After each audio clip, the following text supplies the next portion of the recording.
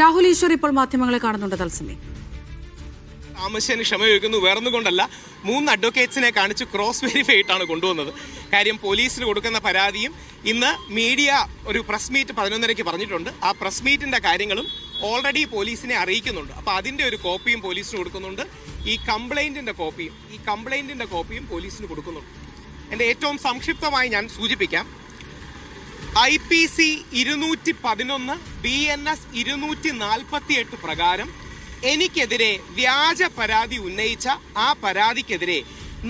പരാതിക്കാരിക്കെതിരെ നടപടി സ്വീകരിക്കണമെന്ന് ബഹുമാനപ്പെട്ട പോലീസിനോട് അഭ്യർത്ഥിക്കുന്നു.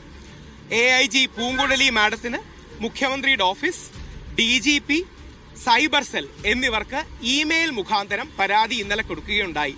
ഇന്നലെ വൈകിട്ട് തിരുവനന്തപുരം സൈബർ പോലീസ് സ്റ്റേഷനിൽ വിളിച്ച് സംസാരിക്കുകയും അവർ പുതിയൊരു ഇമെയിൽ ID തന്നത് പ്രകാരം ആ ഇമെയിൽ IDയിലേക്ക് ഇത് അയക്കുകയും ഇന്ന് രാവിലെ ഞാൻ ഓൾറെഡി ഫോൺ വിളിച്ച് സംസാരിച്ചിരുന്നു.